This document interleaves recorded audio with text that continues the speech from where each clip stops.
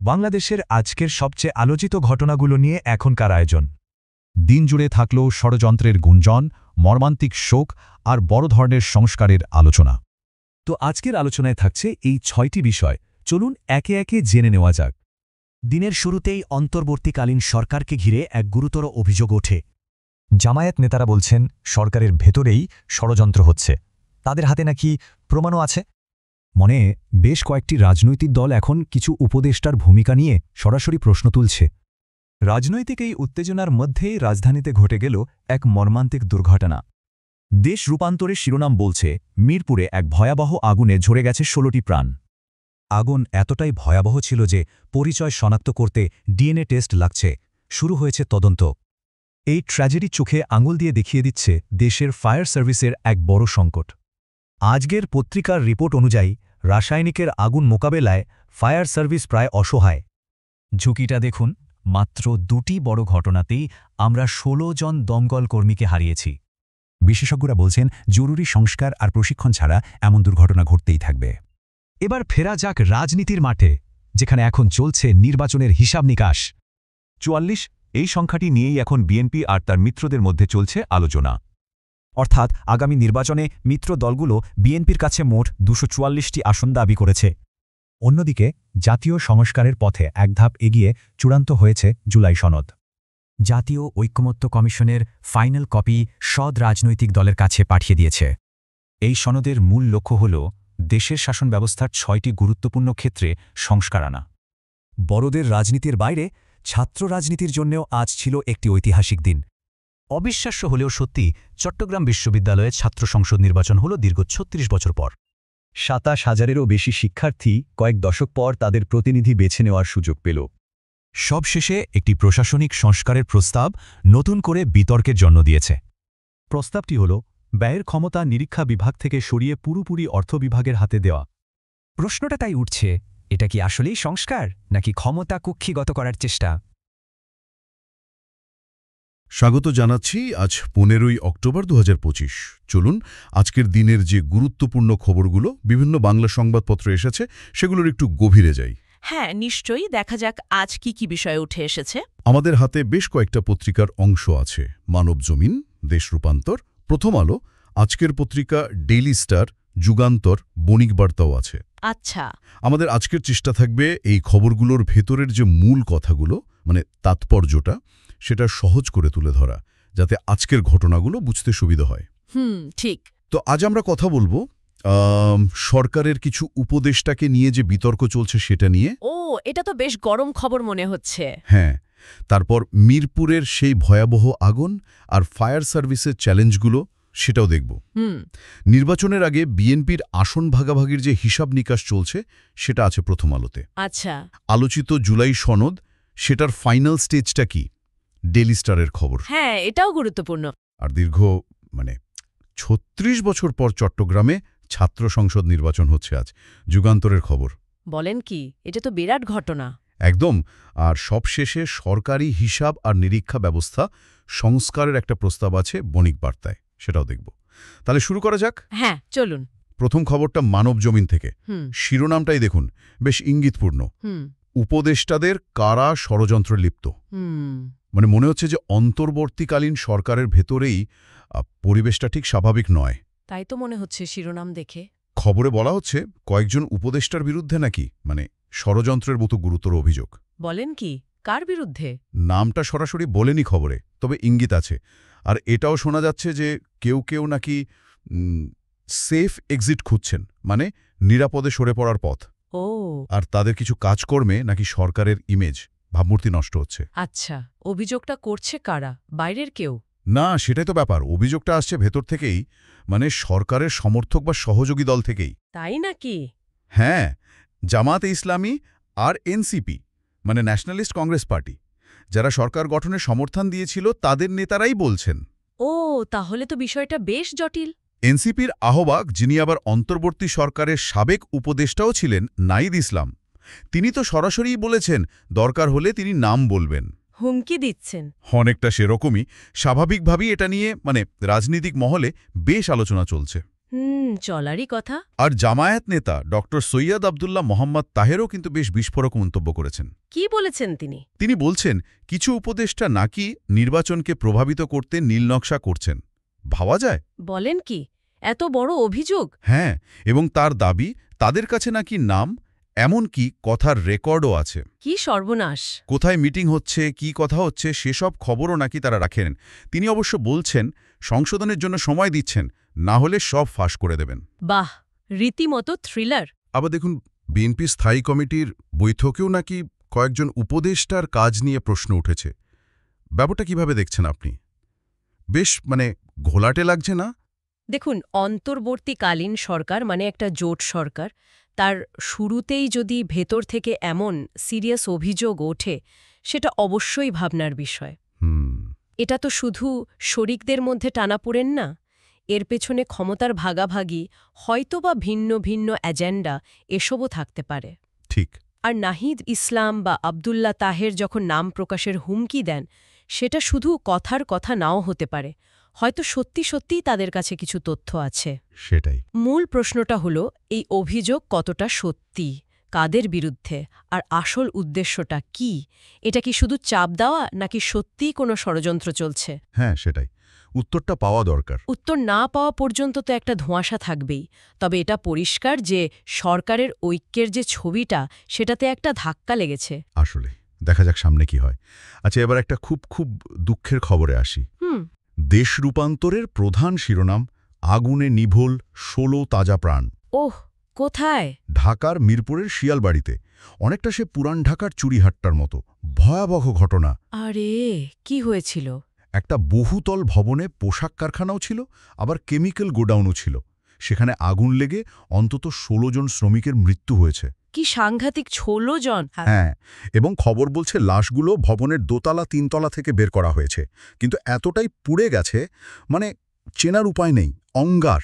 ভাবা যায় না। পরিচয় জানার জন্য ডিএনএ টেস্ট করতে হবে। আর আশঙ্কা করা হচ্ছে ধ্বংসস্তূপের নিচে আরও কেউ থাকতে পারেন, মৃতের সংখ্যা আরও বাড়তে পারে। ও, সিআইডির ক্রাইম সিন ইউনিট, কেমিক্যাল বিশেষজ্ঞরা সবাই আলামত সংগ্রহ করছেন। এখন প্রশ্ন উঠছে, এটা শুধু দুর্ঘটনা নাকি নাশকতা, সেটাও খতিয়ে দেখা হচ্ছে। দেখা উচিত। প্রধান উপদেষ্টা প্রফেসর ইউনুস, বিএনপি তারেক রহমান সবাই শোক জানিয়েছেন। প্রধান উপদেষ্টা তো তদন্ত আর সাহায্যের নির্দেশও দিয়েছেন। কিন্তু প্রশ্ন হলো, বারবার এমন হচ্ছে কেন? এটা শুধু দুঃখজনক নয়, এটা আমাদের নগর পরিকল্পনা, শিল্প নিরাপত্তা, এই সব কিছুর দিকে আসলে আঙুল তোলে। একদম। চুরিহাট্টা, নিমতলী, সীতাকুণ্ড, আবার এখন মিরপুর, তালিকাটা তো বেড়েই চলেছে, কিন্তু আমরা কি শিখছি কিছু? সেটাই তো প্রশ্ন। ঘন বসতিপূর্ণ এলাকা, সেখানে পোশাক কারখানা, আবার রাসায়নিকের গুদাম একসঙ্গে, এটা কিভাবে সম্ভব? নিয়ম হয়তো আছে কাগজে কলমে, কিন্তু কি কেউ সেটাই, নিয়ম মানা হচ্ছে কিনা, সেটার তদারকি কোথায়, না মানলে শাস্তি কোথায়, এগুলো নিশ্চিত না করলে এমন ভয়াবহ ঘটনা তো ঘটতেই থাকবে। এটা নিছক দুর্ঘটনা বলে উড়িয়ে দেওয়ার উপায় নেই। এটা এটা একটা কাঠামোগত ব্যর্থতাও হতে পারে। কাঠামোগত ব্যর্থতা খুব গুরুত্বপূর্ণ একটা কথা বললেন। আচ্ছা, এবার একটু অন্যদিকে যাই, রাজনীতির হিসাব নিকাশ। আচ্ছা, প্রথম আলোর খবর, বিএনপি নাকি আগামী নির্বাচনের জন্য জোট সঙ্গীদের সাথে আসন ভাগাভাগির অঙ্ক কষছে। ও, শুরু হয়ে গেছে তাহলে। হ্যাঁ, শিরোনামটা হলো মিত্রদের প্রার্থী তালিকা নিয়ে হিসাব কষছে বিএনপি। তাদের লক্ষ্যটা নাকি নির্বাচনে জিতলে যারা আন্দোলনের সঙ্গে ছিল তাদের নিয়ে একটা জাতীয় সরকার গঠন করা। সেটা তো তারা আগেই বলেছে। তো সেই জন্যই এখন কোন দল কয়টা আসন পাবে সেই হিসাব চলছে। কত আসনের হিসাব পাওয়া গেছে? খবরে বলছে বিএনপি এর মধ্যেই 2টো জোট আর 5টা দল থেকে তালিকা পেয়েছে। মোট 106 জনের নাম। 106 জন? আচ্ছা। কিন্তু বাম দলগুলো যে আছে, গণতন্ত্র মঞ্চ, 6টা দল, তারা এখনও তালিকা দেয়নি বিএনপিকে। তারা দেয়নি? না, তবে তারা নিজেরা নাকি 138টা আসনে তাদের সম্ভাব্য প্রার্থীদের নাম ঘোষণা করে রেখেছে। বাহ, তাহলে তো সংখ্যাটা অনেক বেড়ে যাচ্ছে। হ্যাঁ, এই দুটো মেলালে 106 আর 138 দাঁড়াচ্ছে 244। 244 আসন চাইছে শরিকরা। ৩০০ আসনের মধ্যে। প্রাথমিক হিসাবে তাই দেখাচ্ছে। এর বাইরেও নাকি আরও কিছু দলের সাথে কথা চলছে, আর খুব তাড়াতাড়ি নাকি গণতন্ত্র মঞ্চের সাথে বসবে বিএনপি। সেখানেই আসল আলোচনাটা হবে। ব্যাপারটা বেশ জটিল লাগছে, তাই না? জটিল তো বটেই। নির্বাচনের আগে জোটের আসন ভাগাভাগি, এটা সবসময় খুব কঠিন কাজ। হুম। একদিকে জোট টিকিয়ে রাখতে হবে, আবার প্রত্যেকটা দলেরও তো নিজেদের শক্তি দেখানোর বা আসন পাওয়ার একটা আকাঙ্ক্ষা থাকে। ঠিক। এই যে ৪৪৪ আসনের হিসাবটা, এটা সম্ভবত দর কষাকষির শুরু। বিএনপিকে তো শরিকদেরও খুশি রাখতে হবে, আবার নিজেদের জেতার মতো আসনও তো রাখতে হবে। হ্যাঁ, দুটোই দরকার। এই পুরো ব্যাপারটা, এটা শুধু আসন ভাগাভাগি নয়, এটা বিএনপির আগামী নির্বাচনের স্ট্র্যাটেজিটা কেমন হবে, জোটের ভেতরের পাওয়ার ইকুয়েশনটা কি দাঁড়াবে, সেটাও ঠিক করে দেবে। হুম। দেখা যাক শেষ পর্যন্ত সমঝোতাটা কোথায় গিয়ে দাঁড়ায়। এর ওপর জোটের ফল অনেকখানি নির্ভর করবে কিন্তু। ঠিক, এই সমঝোতার ফলাফলটা আসলেই খুব গুরুত্বপূর্ণ হবে। আচ্ছা, মিরপুরের আগুনের ঘটনার সূত্র ধরে আরেকটা খবরে আসি, আজকের পত্রিকা থেকে। আচ্ছা। শিরোনাম, রাসায়নিকে অসহায় ফায়ার সার্ভিস। মানে দেশ জুড়ে যে এত রাসায়নিকের দোকান, গুদাম, বৈধ অবৈধ, সেগুলো যে কি ভয়ানক ঝুঁকি তৈরি করছে। টিকের আগুন নেভানো আর সাধারণ আগুন নেভানো এক নয়, অনেক বেশি বিপজ্জনক। সেটা তো বটেই। সবচেয়ে বড় সমস্যা, আগুন লাগার পর তারা যখন ঘটনাস্থলে যান, তখন তারা জানেনই না ওখানে ঠিক কি ধরনের কেমিক্যাল আছে, কতটা আছে। ও, এটা তো খুবই ঝুঁকির। হ্যাঁ, ফলে সঠিক পদ্ধতিতে আগুন নেভানো কঠিন হয়ে যায়। হ্যাঁ। আর কর্মীদের জীবনও মারাত্মক ঝুঁকিতে পড়ে। পরিসংখ্যানটা শুনলে চমকে উঠবেন। গত 5 বছরেই 2টো বড় কেমিক্যাল দুর্ঘটনায় ফায়ার সার্ভিসের 16 জন কর্মী মারা গেছেন। বলেন কি, 16 জন? হ্যাঁ, 2022-এ সীতাকুণ্ডে 13 জন, হ্যাঁ। আর এই বছর গাজীপুরে 3 জন। আহারে। ফায়ার সার্ভিসের একজন সাবেক পরিচালক, মেজর অবশ শাকিল নেওয়াজ, তিনি আজকের পত্রিকায় যা বলেছেন সেটা বেশ উদ্বেগের। কি বলেছেন? তিনি বলছেন, উন্নত দেশগুলোতে যেমন কেমিক্যাল ফায়ার মোকাবিলার জন্য স্পেশালাইজড টিম থাকে, ট্রেনিং থাকে, আধুনিক সরঞ্জাম থাকে। আমাদের দেশে নেই। সেগুলোর নাকি প্রচণ্ড অভাব আমাদের। তিনি বলছেন, কর্মীদের ভালো মানের সুরক্ষা পোশাক বা পিপিই দিতে হবে, ফায়ার অ্যাক্ট বদলাতে হবে, বিশেষ ট্রেনিং দিতে হবে, না হলে এমন দুঃখজনক ঘটনা ঘটতেই থাকবে। এটা তো একটা সিস্টেমের সমস্যা তাহলে, তাই না? একদম। একদিকে যেমন রাসায়নিকের ঝুঁকিপূর্ণ মজুদ, নজরদারির অভাব, অন্যদিকে যারা বিপদ মোকাবেলা করবে ফায়ার সার্ভিস, তাদের সক্ষমতার ঘাটতি। মেজর শাকিলের কথাগুলো খুবই সত্যি। শুধু মনের জোর দিয়ে তো আর কেমিক্যালের আগুন নেভানো যায় না। এর জন্য দরকার প্ল্যানিং, ইনভেস্টমেন্ট, আধুনিক যন্ত্রপাতি, আর সবচেয়ে জরুরি হল ট্রেনিং আর নিরাপত্তা। ঠিক। মিরপুরের ঘটনাটা আমাদের চোখে আঙুল দিয়ে দেখিয়ে দিল, এই জায়গাগুলোতে এখনই মনোযোগ না দিলে চলবে না। আমাদের প্রস্তুতি যে কতটা কম, সেটার অস্বীকার করার উপায় নেই। ফায়ার সার্ভিসকে আধুনিক করাটা যে কত জরুরি, তার বলার অপেক্ষা রাখে না। আচ্ছা, এবার একটু অন্য বিষয় যাই। দ্য ডেইলি স্টার, ইংরেজি পত্রিকা। আচ্ছা। শিরোনাম, final version of July charter sent to all parties. মানে যে জুলাই সনদ নিয়ে এত কথাবার্তা চলছিল, হ্যাঁ, অনেকদিন ধরেই তো আলোচনা হচ্ছে, সেটার ফাইনাল ভার্জনটা নাকি জাতীয় ঐক্যমত্য কমিশন দলগুলোর কাছে পাঠিয়ে দিয়েছে। আর আগামী 17 অক্টোবর নাকি এটা সই হবে।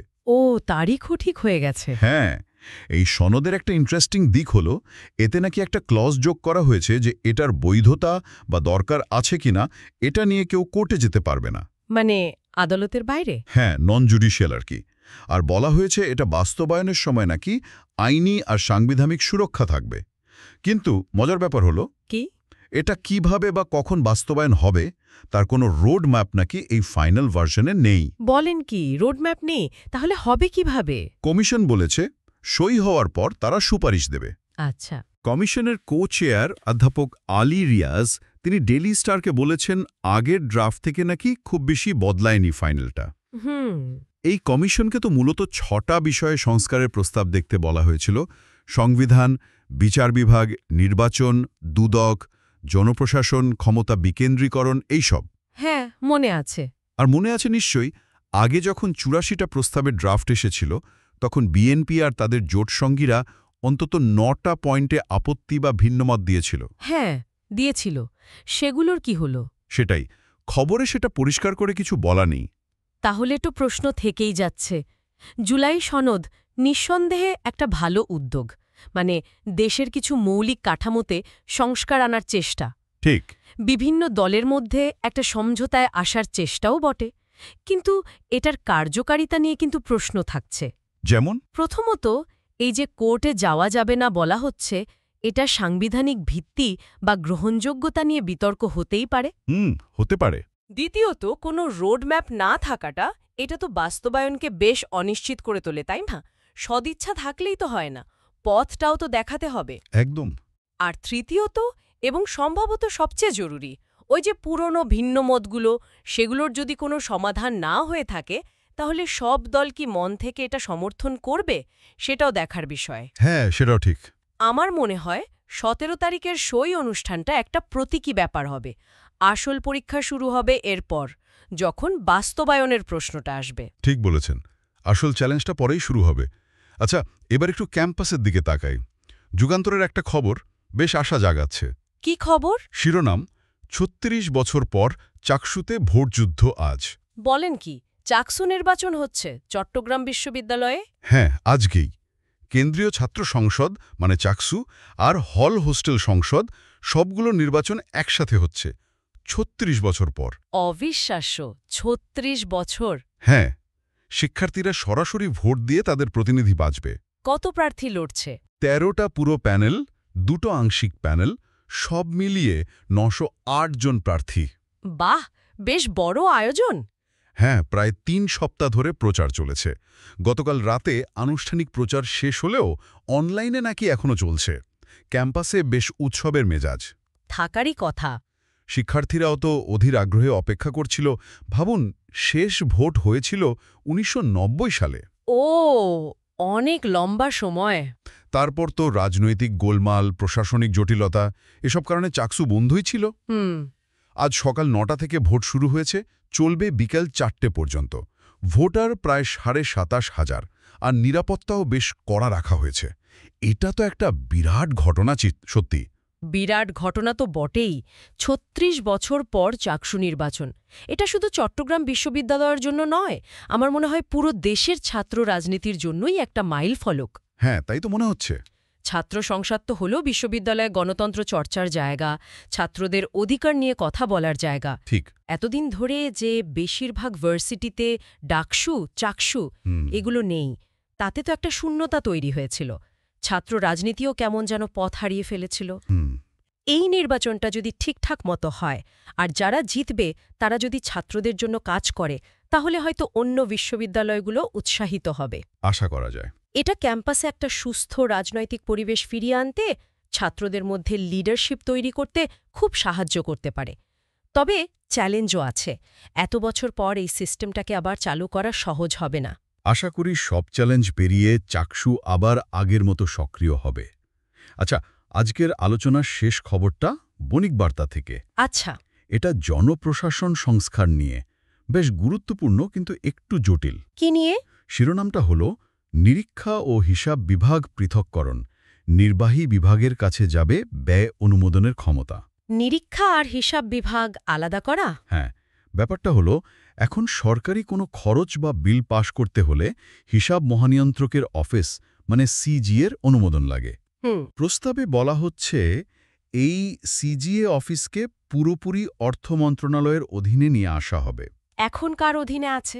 এখন এটা মহাহিসাব নিরীক্ষক ও নিয়ন্ত্রকের অফিস মানে সিএজির অধীনে থেকে কাজ করে। সিএজি তো একটা সাংবিধানিক প্রতিষ্ঠান। হ্যাঁ, অডিটের দায়িত্বে। তো বিশ্লেষকরা এখানেই একটু আশঙ্কা করছেন। তারা বলছেন, সিজিএ যদি সরাসরি অর্থ মন্ত্রণালয়ের অধীনে চলে যায়, তাহলে সরকারি টাকা খরচের ক্ষমতাটা পুরোই সরকারের হাতে, মানে নির্বাহী বিভাগের হাতে চলে আসবে। মানে স্বাধীনতা কমবে। হ্যাঁ, হিসাব বিভাগের কাজে হয়তো হস্তক্ষেপের সুযোগ তৈরি হতে পারে, এমনটাই ভয় তাদের। তারা বলছেন, এই সংস্কার করার আগে আইনকানুন, সংশ্লিষ্টদের মতামত এসব ভালো করে দেখা দরকার। বুঝলাম। তবে এই সিজিএ থেকে সিজিএ আলাদা করার কথাটা কিন্তু নতুন না। আগেও বিভিন্ন কমিশন বলেছে।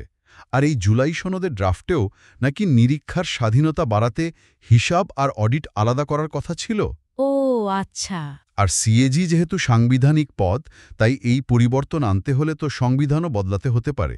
হ্যাঁ, সেটা তো লাগবেই। তাহলে তো বিষয়টা বেশ সংবেদনশীল, অত্যন্ত সংবেদনশীল এবং জটিলও। দেখুন, এর দুটো দিকই কিন্তু খুব গুরুত্বপূর্ণ।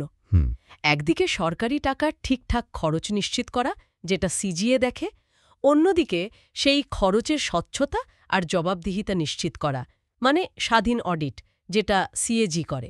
ঠিক ক্ষমতার পৃথককরণের নীতি অনুযায়ী এই দুটো কাজ আলাদা থাকা উচিত এবং একে অপরের পরিপূরক হওয়া উচিত। হ্যাঁ এখনও যদি সিজিএ পুরোপুরি অর্থ মন্ত্রণালয়ের অধীনে যায়, তাহলে থিওরিটিক্যালি অডিট বিভাগের স্বাধীনতা হয়তো বাড়বে, কারণ সিএজি তখন শুধু অডিটে মনোযোগ দেবে। কিন্তু খরচ অনুমোদনের ক্ষমতাটা নির্বাহী বিভাগের হাতে আরও বেশি চলে যাওয়ার ঝুঁকি থাকে। এতে আর্থিক শৃঙ্খলা বা স্বচ্ছতা কমে যেতে পারে, এই আশঙ্কাটা ফেলে দেওয়া যায় না। ঠিক কাজেই এই সংস্কারটা কিভাবে করা হবে তার পদ্ধতির ওপর অনেক কিছু নির্ভর করছে। সাংবিধানিক সুরক্ষা, আইন, ক্ষমতার ভারসাম্য সবকিছু খুব সাবধানে দেখতে হবে। তাহলে দেখা যাচ্ছে উদ্দেশ্যটা হয়তো ভালো, নিরীক্ষা শক্তিশালী করা, কিন্তু বাস্তবায়নটা নিয়ে অনেক ভাবনার জায়গা আছে। একদম। বেশ কিছু গুরুত্বপূর্ণ আর কিছুটা জটিল বিষয় নিয়ে আজ কথা হলো। উপদেষ্টাদের নিয়ে গুঞ্জন, মিরপুরের আগুন আর ফায়ার সার্ভিসের অবস্থা, জুটের আসন ভাগাভাগি, জুলাই সনদের ভবিষ্যৎ, চাকসু নির্বাচন আর সবশেষে এই হিসাব ব্যবস্থা সংস্কারের প্রস্তাব। হ্যাঁ, খেয়াল করে দেখুন, প্রত্যেকটা খবরই কিন্তু কোনো না কোনোভাবে দেশের শাসন ব্যবস্থা, রাজনীতি, বিভিন্ন প্রতিষ্ঠানের সক্ষমতা, সামাজিক নিরাপত্তা, এই বড় বড় বিষয়গুলোর সাথে যুক্ত। ঠিক একদিকে যেমন পরিবর্তনের চেষ্টা দেখা যাচ্ছে, জুলাই সনদ, চাকসু নির্বাচন, সংস্কার প্রস্তাব, আর অন্যদিকে পুরনো সমস্যাগুলোও কিন্তু আছে, নিরাপত্তা ঝুঁকি, রাজনৈতিক টানাপোড়েন। একদম। আজকের আলোচনা থেকে এটা স্পষ্ট যে সামনে বেশ কিছু চ্যালেঞ্জিং সময় আসছে। অনেক গুরুত্বপূর্ণ ইস্যু আছে যেগুলোর দিকে আমাদের নজর রাখতে হবে, কারণ এগুলোর প্রভাব কিন্তু বেশ সুদূরপ্রসারী হতে পারে। ঠিক বলেছেন। আজকের মতো তাহলে এখানেই শেষ করি। আশা করি এই বিশ্লেষণ আপনাদের সাম্প্রতিক ঘটনাগুলো আর তার ভেতরের দিকগুলো বুঝতে কিছুটা হলেও সাহায্য করেছে। নিশ্চয়ই। আবার কথা হবে অন্য কোনো দিন নতুন কিছু বিষয় নিয়ে। ধন্যবাদ। ধন্যবাদ।